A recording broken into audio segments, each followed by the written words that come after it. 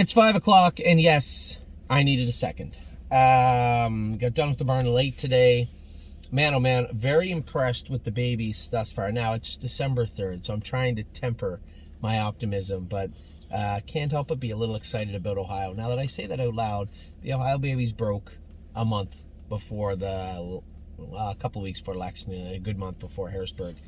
So they should look a little better, but man, oh man, I couldn't be happier from what I'm seeing from the horses heading to Ohio this year. But we got everything we wanted. I guess it's all on me, because before it was always value. This is what we were going to try and buy, and hopefully we can get it for less than we wanted. And this year it was, here's what we have to spend, here's what the horses are worth, and they still fell under that value barrier. The only horse I remember stretching a little bit for was High Enterprise, and I can tell you she is almost the top of the class right now. Now again, I want to temper myself because there's a month between her and Landing Strip almost, and James thinks he's the top of the class right now. It's great. I love this. This is so exciting to watch the babies get better and better and better and better and better. Then you can see a couple struggling, and you're like, that sucks. And you're like, I remember a couple of horses that struggled in the past, mainly 3 Point Blue Chip and Yes, that went on to be pretty good horses. So you never can tell, but I still love to see them start to push forward. So very excited about what I saw take place today, and super excited about the open house next week. Should be a real good time for everybody. Watching Curtis and Kelly pull this off will be amazing also, because my father's doing commentary from PEI. Bill O'Donnell will be doing commentary from Guelph, Ontario. We'll be on the track. There still will be clients on site to watch the horses go. It's just going to be a super exciting day for us at the stable. So, what went on this week? Now, I've told everybody we're going to I've committed to and continue to acquire and look to acquire horses that are going to do us good, right? Airstrike, slam dunk there, regardless of what he does after today. The horse won the second elimination of the pop-up series. It looks like he's in tough in the final. But at the same time, he still fits another series, a kind of pop-up series at Northfield Park. A number of our horses do. Nominers is $750 per start. Nominers is $1,250 per start. Nominers is $2,000 per start. We have horses that fit these classes and will fit nicely. So probably what you'll see in the just before Christmas, you'll see some of our horses shift back over to Northfield for this series. You'll see Airstrike leave. I'm toying with the idea of Brave World potentially going there again. Relax. It's not going to be full time. The series goes, I guess, like 13th, 20th, 28th. Right before the end of the year, then switch back again. We have horses going in Ontario, and some of the series is here. Plus, one of the most anticipated series for me in the new year will be that claiming series. I don't know what they're going to have in there. Are you telling me that you're going to have a claiming series for horses that are not worth anywhere near what the claiming price is? If that's the case, then it's a joke, and I don't want anything to do with it. But if you're going to tell me that we can pick up, a walk on the moon type horse out of this claiming series, I think we absolutely should be ready to do so if we're going to. I've already had a number of clients already put their name down for that claiming series. Now, guys, keep in mind it says 40, but it's not 40, right? These are horses that are, there shouldn't be any 3-year-olds in there. Those would be 3-year-olds of 2022. I'd be interested in one of those too if they look good. But these are likely 4-year-olds, so you're looking at 25% allowance. It's not 40, it's 50. So now that is Canadian for our American clients, but nevertheless, it's a lot to pay for a horse. But if there's something in there that catches my eye, your eye, might be a pretty interesting series for us. So that series is coming up. As I said, we did acquire. I have committed, as I said, to continue to acquire horses for our winter racing team, so to speak. Airstrike, I think, was a great fit for us. We'll see what kind of fit Swan's Honey is. James Goulder in 58 and a bit 59 said, she's a little blah. He said, but she hadn't done anything for 13 or 14 days. She was, who knows what they did with her in New Jersey. Then she shipped to Northfield. Then she shipped to Ontario. Then we jogged her, trained her slow, and then schooled her. She scoped good. I suspect her blood's going to come back good. But what is she? We bought her to be a 15. And the 15 hasn't filled the last little bit. But she can race in the optional 18, or we can take her. My original concern about this mare was that they said she wouldn't get around a half. James said it would be impossible that she doesn't get around a half the way we have her shod and hung up. She seemed to get around Mohawk good. I know it's a 7/8, but you get a feel for how the horses blast into the turns. I didn't see anything wrong with Swan's Honey at all. So if we had to sneak over to a B track somewhere with her, and keep in mind, she also fits that non-winners a 750 per start at Northfield Park. So we have an enormous amount of options and opportunities with this mare. I think she was an easy, super easy pickup for us. I'm looking at claiming a horse on Sunday. As you're seeing this on Monday, I don't know how it unfolded. Did we have enough people signed up to get involved? We have one person that wanted a bigger chunk of the horse, but then maybe not. And my take on that is simple. If you're out there and your immediate, when I ask you about buying into a horse and your immediate thought is, I don't know, you probably shouldn't, right? Unless your first thought is, yeah, that makes sense. And then you can investigate on your own and do your own due diligence to find out if this is in fact a horse that you'd like to be involved with. And that could sway you to yes or no. But if your first instinct is, I don't know, it's probably a no, right? The last thing I want people, especially this time of year, it's almost Christmas. I don't want people getting in over their head or getting in where they're tight for money to buy horses. There's going to be other horses come along. So if it comes down to you being in a position where maybe your comfort level isn't where you'd like it to be, then I just assume you didn't get involved. And that's only because we want to make sure that we get all of our clients involved, one, at a proper budgetable level, and two, in a position where they're comfortable. So if you're out there and you're like, I don't know, then just don't. There's going to be lots of other horses around. Don't worry about it. So we are looking and targeting a horse in the 11th race on Sunday. I don't know if we're going to get him. I guess I can tell you his name now. His name's Panther Time. And I don't know if we got him. I don't know if we're going to get him. But as I sit here in my driveway, as it's going dark, on a Saturday evening by myself, with my drink pretty well gone, my drink now gone, this was the horse that we were thinking of targeting on Sunday night. Now, the only problem with Panther Time is he has allowance, right? That's a kicker. Before your allowance disappears in 3 weeks, we'd be giving them 25% more for the horse. So I had to really look through his lines and say, okay, what's this guy worth January 1st? Because assuming that the purse money you earn in the final would mitigate the difference is not fair. It's not fair to you. It's not fair to me. So what's he worth? This is a virtually unhurt. He has come from some pretty strong barns, but a virtually unhurt 4-year-old, 118,000 made or something, 14 wins, mark of 51 or 52. No, it was 51 because he won in 51 and 4 at Northfield last year for Sam Salachi. So the horse I already know he can get around a half, a 5/8, a 7/8 in a mile. He's been through a number of barns. He's raced well for everybody. Just seemed like an easy pickup for us. So that's the horse we're looking at for Sunday. If it comes out if there's one claim or no claims and it's not in our name, then you know I didn't get the claim in. But that is the horse that we're targeting for Sunday evening. Now, how'd we do this week? My Jazz. It was only a matter of time. She's just too tough, right? It was only a matter of time. I kept telling everybody kept using her past injuries as a crutch to, look at how she was right now.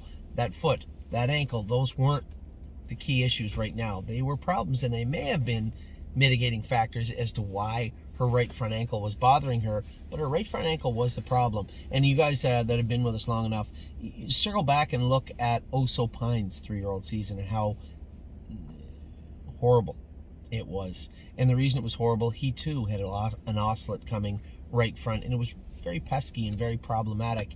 And he himself only started coming on when the cold weather came, and we were able to control that ankle, and then he got better and better and better, and then after that he took off. And that is what I see a lot of going on with My Jazz. The problem with Oso Pine is we had him out to Chicago. We had him places where he could still he was just trying to get his feet underneath him, but he had that work, right? He had that race work into him. My Jazz does not. So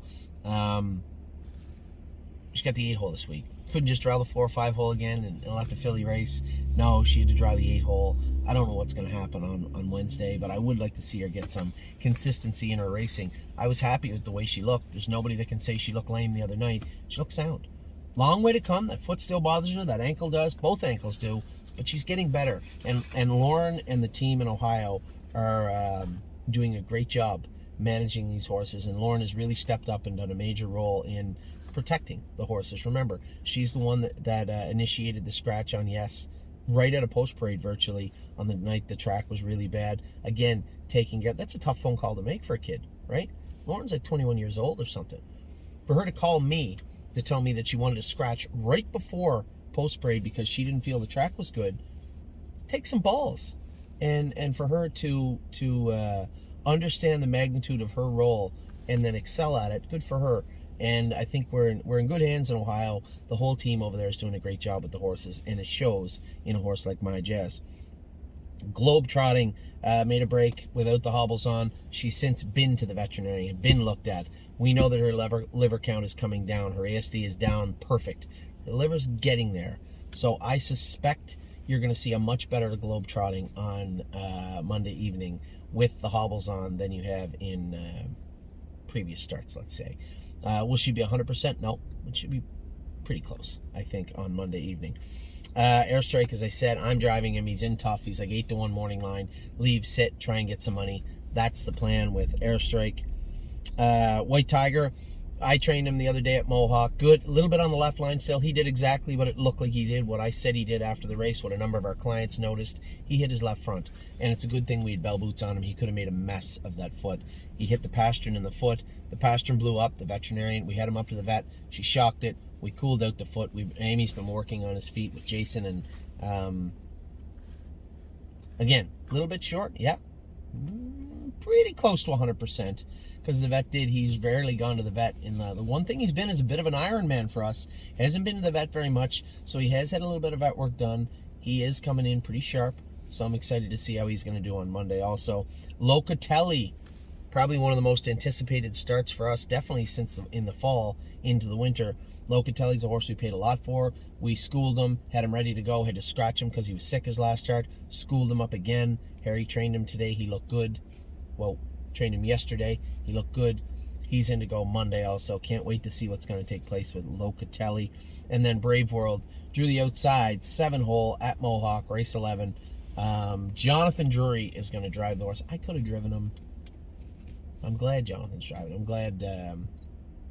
I didn't want to stay from race 5 to race 11, to be honest. But I think Brave World, leave, sit, run him up the wood and see what happens. We got to get this guy back going forward. Again, this is a horse that I think fits that series very well at Northfield Park. So for the last part of December, he'll probably be in Cleveland, and then he'll return back to Ontario first part of January to continue racing here. I'd rather not keep him on a half-mile track very long. I know we raced him on a half a lot, but he's a big horse.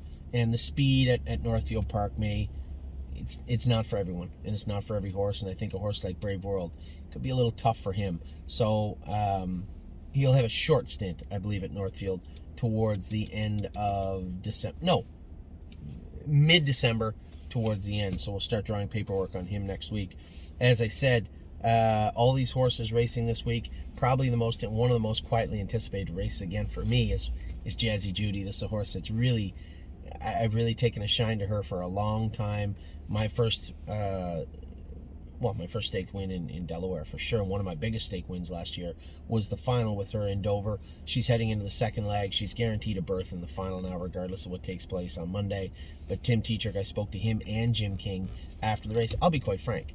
I asked them one question: should we just put her on gate now? Because isn't she in a shark-infested pool after the final? I mean, if we're going to get paid off heading into the final, should we explore that?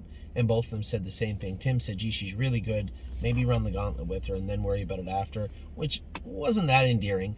But Jimmy said, no, she'll fit a number of classes here in Dover after. So that really made it a moot point. If you're telling me that there's a racing career for Jazzy Judy, keep in mind, this is a filly that could potentially have, 160, 70,000 on her card and 7 wins? That's up where Path of Totality had to race. Like, she can't trot in 55 right now. So, what do we do with a horse like her? And I think if Jimmy says that she can do, now the beautiful thing about Delaware is they recognize that their regional program is not on par with any other program. What they've done is, at least heading into the stakes, they made it so that any money, any wins that were made in Delaware in the staking program didn't count in the overnights. Now, if they're going to do that heading after, we have a non-winners of 2 filly with very little money on her card officially in Delaware.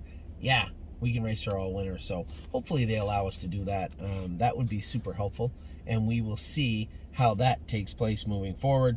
As I said, we have the series is at Northfield coming up. A number of people had sent them to me. They're virtually, the way they work is per start average in 2021. They have 750, 1250, and 2000, I believe, on the trot and the pace. Maybe even fillies and colts. Yes, fillies and colts also. So, for the pacers anyway. That should be an interesting look at a lot of horses at Northfield Park for us. I don't really know what to think. We have a number of horses that fit it, but seeing non-winners of 750 per start is wonderful. What if you have a horse that had a rough patch and is coming on strong and still hasn't got up to that average per start?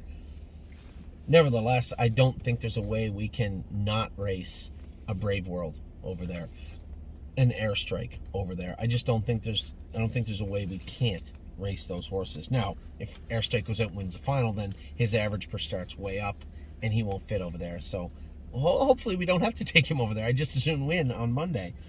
I talked about the claiming series at Mohawk, that 40 claimer for non-winners of 60. I know a lot of people said, what about that 15 claimer non-winners of 30 that's popping up?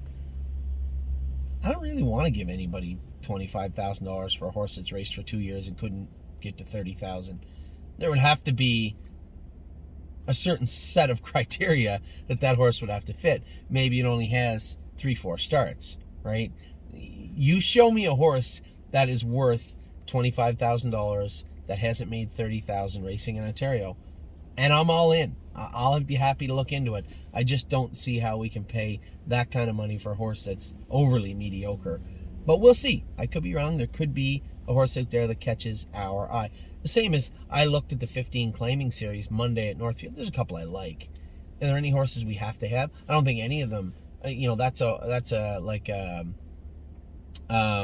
Swan's Honey type situation at Northfield Park. Now, I'll be honest too. If we had schooled her and I had seen her, I had been able to see her get around that track as well as she did, I may have entered her in that 15 claiming series at Northfield Park. But from the reports I'm getting from the drivers and even the trainer out of New Jersey is Mohawk's the place for her. She'd be much better on a bigger track.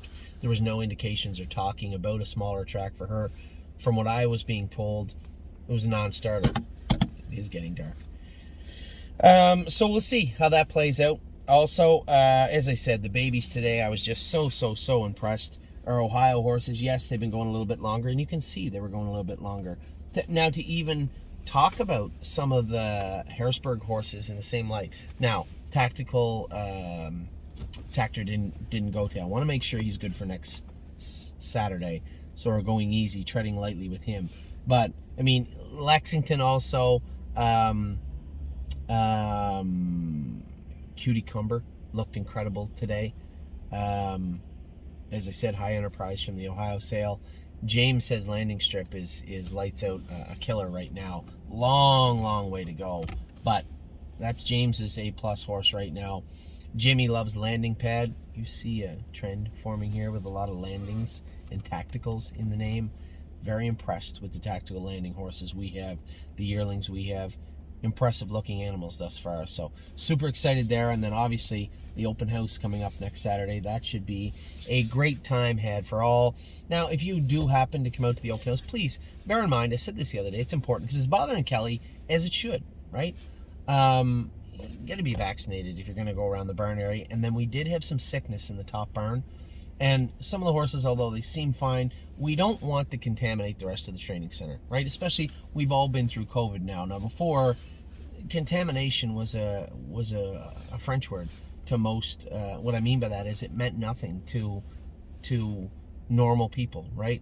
People get sick, people get coughs, whatever, who cares? We're just trying to keep any sort of those baby viruses in the top barn if you could. So if you're around the training center this week, if you're around the training center even next Saturday, if you happen to come out and stop by, that's fine. Just know that we want to keep as many people out of that top barn as we can because we don't want to tramp any sort of viruses down towards the lower burn, if at all possible. I'd really appreciate it. So just keep in mind, just food for thought. We are racing a lot of horses that we have high expectations for down in those other shed rows, and just to allow it to any of that virus just to be drugged down there, just because I'd rather not. So as I said, food for thought. Keep that in mind.